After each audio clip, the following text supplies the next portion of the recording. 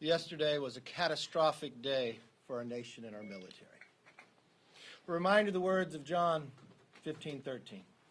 There is no greater love than lay down one's life for one's friends. Americans' troops were targeted and attacked by ISIS suicide bombers in Kabul. 10 U.S. Marines died in the blast. 2 soldiers lost their lives, and 1 Navy medic was killed. And 18 other service members were seriously injured. It was the deadliest day for our military in more than a decade. Dozens of Afghans were also killed or wounded, including innocent children.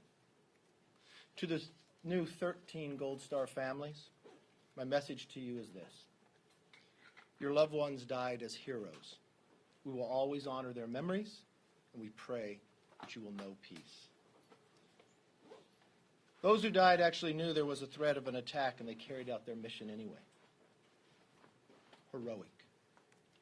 The only way to describe their actions and their work each and every day. To the brave troops and stranded Americans in Afghanistan, we pray for you to return home safely. Our enemies have taken advantage of this chaotic nature of a withdrawal. And yesterday, they crossed the red line. Like many of you, I listened closely to what President Biden had to say last night. And I heard the President dodge tough questions about his execution of the withdrawal. I heard him present a false choice between exiting, evacuating, and escalating. I heard him say the mission will continue, but the Taliban-dictated deadline will remain in place. I heard him say leaving Bagram was not much value added, and getting every single person out cannot be guaranteed. I heard him say he can't remember with certitude if his administration gave American names to Taliban terrorists. Never in the history of this nation would we have ever thought that our own government would give the names of Americans to the Taliban. And I heard him say, what America says matters. As he gets ready to break our word to our allies and Afghan partners who fought alongside us for more than 20 years, what I didn't hear from the President was his decisive leadership for our troops, our citizens, and our allies of what they deserve. Frankly, this isn't the tested leadership the President promised. It's a picture of weakness and incompetence. To be commander-in-chief, you need the faith, the trust, and the confidence of the American public. President Biden lost all 3 of those yesterday. Congress can't sit idle as a separate branch of government while troops are targeted and Americans remain stranded. It's time for us to act quickly to save lives. Speaker Pelosi needs to call Congress back in session and do it now. Get a comprehensive classified briefing from the Biden administration and to pass Representative Gallagher's bill to prohibit the President from withdrawing our troops until every single American is out of Afghanistan. This isn't the time for Taliban-dictated deadlines. This isn't the time for doing nothing. This is the time for decisive leadership. It is not difficult to call Congress back. In a Pelosi Congress, you can vote by proxy. And I'll promise you this, having sat through a hearing last week that they would only give us a short time frame, I heard veterans from Republicans and Democrats alike disgusted by the administration and the State Department's actions. We all know overwhelmingly Gallagher's bill will pass. The only thing stopping it is Pelosi from us being back in session. You know, partisan political decisions designed to get you photo ops lead to fatal national security consequences on the battlefield. It was a partisan political decision to act in haste days prior to a tragic anniversary. And our men in uniform died as a result. The only question we have now is, how do we prevent this in the days that follow? How do we learn from the mistakes of the past 7 days so we don't make them over the next 30. I have a simple principle that our brave men and women in uniform all know too well. Leave no one behind. You would not think you would have to explain that to a president of the United States. Let's act now before this tragic situation gets worse. I want to thank the troops, to the families that have lost the loved ones, to those who have served before, and to all the Gold Star families. You will not be forgotten. You did the job you were asked, and you do not deserve the withdrawal of this Biden administration and the lack of action from Nancy Pelosi in your time of need. With that, let's take questions. Leader McCarthy, thank you. Good morning. Explain in concrete terms what you would expect from a briefing here. I understand it's hard to brief members on sensitive matters when Congress is out of session, but when you talk about bringing Congress back to have a briefing, A, I have talked to a lot of members who were disappointed in what they heard in the briefing, so to what end, what would that achieve? And number two, what would you want Congress to do? Is there some piece of legislation? Lay out, besides the Gallagher bill, lay out something in concrete terms of calling Congress back. Counting today, you have 5 days before the president lets Taliban dictate that we leave Americans in Afghanistan. 5 days counting today. So what can we do? We've watched the last briefings that we had. The first briefing we had over a phone where they cut people off after a few questions. They did it twice because after the first one, we had the State Department do it again. They did the exact same thing, leaving members in the queue with not being able to get their questions asked. When you know member after member has constituents, friends sitting in Afghanistan trying to get out. We had an in-person one where we were called back into session for a special session. After an hour and a half went, while lines were still lying down the aisle of Republicans and Democrats alike, the Democrats banged the gavel down and said we had to get back to the floor to work on $5 trillion of spending. As they worked the night before, late into the night, not one action was taken about Afghanistan. As they called the president, it wasn't about changing the deadline, it was about twisting arms to vote for almost $5 trillion, to deem it where you don't even debate it. So what would we do? We'd go back and get an update. Why would we get an update? Because what took place yesterday hasn't had that type of loss to our troops in more than a decade. In more than a decade, we have not lost that many troops in a single day. For the last 18 months prior to this administration, not one casualty in Afghanistan. But this president's action has put him in harm's way. We are a co-equal branch of government. We are elected by our constituents. We have a voice and we should use it. We should bring the administration in and have them answer every single question by every single member, which they would not allow us to do between now. And then we should go to the floor and we should allow a vote. Instead of the Democrats voting to deny Gallagher's bill from coming up, it would simply say this. Still to this day, with 5 days to go, no one in the State Department will give us the number of the amount of Americans still in Afghanistan. Why will they not give you that number? Because they don't. Because they've made a decision to leave Americans there, and they don't want you to know what that is. We have a right to know. The American people have a right to know. And then we should pass, as a body, and Gallagher's bill prohibits us from leaving on the 31st. The question should not be dictated by Taliban on the date. The answer should be based upon when Americans are fully and completely out of Afghanistan. That's what we would take up. It's simple, it's straightforward, and I believe if the president says what America says matters, let America speak and let America Do you think you get better information in a briefing now than what you got last week and the other 2 or 3 briefings you expressed disappointment? I've never had such poor briefing at any given time. So why would that be different to call people back? I will tell you, inside that briefing, I had Republicans and Democrats criticizing the State Department.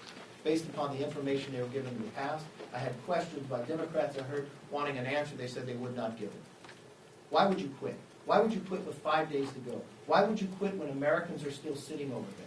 Why would you quit when you have allies, the UK, France, Germany, who have fought with us in Afghanistan, not because they were attacked, but because America was attacked, who have asked this president to extend the deadline so they can get their citizens out. Why would we turn our backs on them too? Why would the President Biden pick the Taliban over our allies and over Americans? It's very simple. It's not difficult. The only question raised with Speaker Pelosi, she wouldn't even take questions about Afghanistan. In a day, there was a greater death in the last decade. That's appalling. Yes. So some of your colleagues have said that the president's actions in recent days mean that he should be impeached or that he should resign. Do you agree with those calls for impeachment or resignation? Look, I'm extremely frustrated with this president. As I said, if you want to be president of the free world, you have to have the faith, the trust, and the confidence of the American people. President Biden lost that yesterday. There will be a day of reckoning, and we have a constitutional rights. Right now, in the next 5 days, everyone's responsibility should only be focused on getting the Americans out. And that is what we should focus on. When that day passes, we can take up anything that hold accountable for the actions that have been taken, the lies that have been given, the missed decisions that have put Americans in harm's way, and a decision to leave Americans behind. That choice, that answer should never be given as a president of the United States. So I just want to be So- clear. Leader Yes. McCarthy, thank you. You and others this morning have been criticizing these reports and the president confirming last night that the U.S. gave the Taliban information. If the U.S. was trying to get Americans through Taliban checkpoints, how else were they supposed to do that without giving the Taliban information about people who needed to get through those checkpoints? What other option did the U.S. military have? You know what's interesting? Here's an administration that said they do not trust the Taliban. They turn around and say they depend on them. Why would we ever depend on the Taliban? Why wouldn't we kept Bagram to start out with? Why wouldn't we, if we ended up in that air base, why wouldn't we have pushed it back out, created enough military troops to create safe passage? Why would you negotiate with the Taliban? There are reports now, I read yesterday, that don't know if it's true or not, that we were sharing intel information since April with them. These are all questions that need to be answered. That's why on a call last night, we have 3 committees: Foreign Affairs, HASC, and Intel. What Adam Schiff has done for the last 3.5 years has failed as a chairman, has failed this nation of what he should have been looking at. Devin Nunes is looking into this, and these are questions we should have answered. This is a report that came out. Let's find exactly. The president couldn't answer the question with certitude. Well, he But said at no given time should we provide to our enemy, to a terrorist organization, these are American names, we want to come into the airport.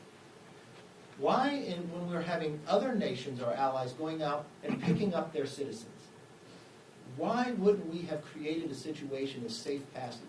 Why would the President of the United States go on television and tell all the Americans there it's safe to go to the airport if he knew that he gave the names, and then we found out 30 minutes later it was not safe? The people were being beaten. Who did they know to beat? How did they know to beat? These are questions and accountability that needs to get answered. So as we work for the next 5 days to get everybody out, and I hope that we could extend that deadline. So once we get everybody out, then we should start the very next day on the questions and the answers to hold those rightfully accountable for their misactions.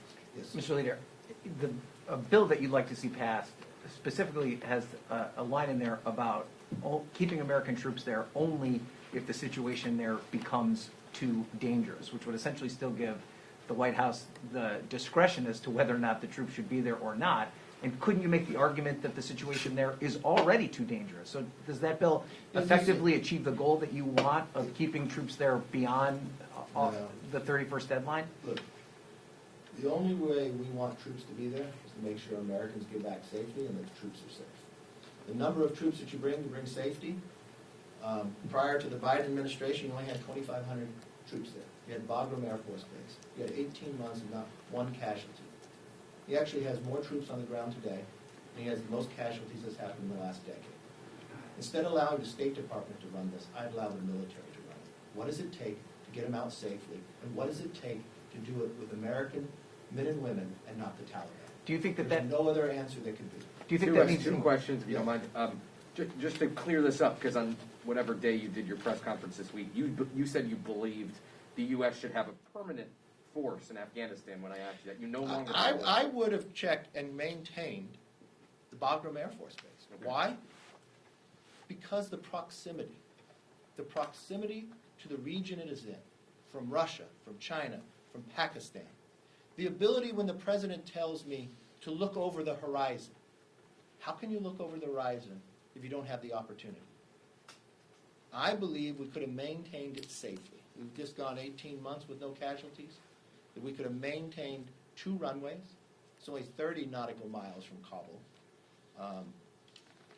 And I think it gave us an opportunity for, in the future, to maintain peace and others. And yes. one more question. You said he shouldn't be negotiating with the Taliban. Trump did that too, to be clear. So I mean, was it wrong? And when Trump he did Trump that? also had conditions, and he upheld the conditions. Trump never gave the names of Americans to the Taliban. Trump's never left Black Hawk helicopters more than Australia has. Should we have no relations with the Taliban from here on out? Well, let me be very clear. I would not allow the Taliban to dictate the date that Americans leave. That America leaves and leaves Americans behind and allies behind because the Taliban tells you to leave. At no given time should a president of the United States ever allow that. But this president did.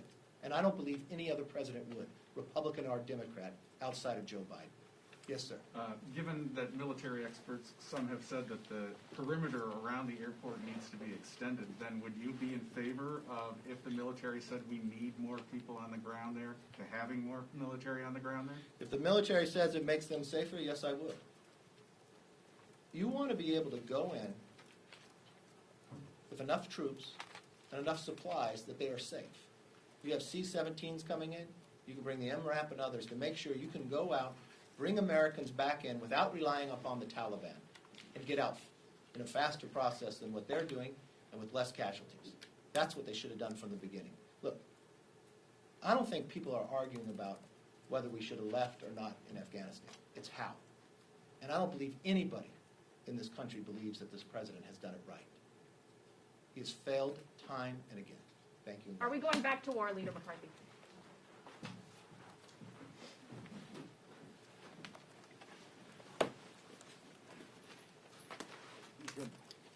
I know. Three different things about keeping troops in Afghanistan. You just said no one believes we did from Afghanistan. And then he said we should have a permanent base in Bagram, which he highlighted was 30 nautical miles away from Kabul. Right. So I don't that understand. would be in. I was laughing because in Toulouse the other day, she mentioned women's equality a million times, and I only called her quiet. I'm trying to take him off forever. feminism's awesome. Okay, see you later. Bye, Ryan. See you around. No, it actually, I guess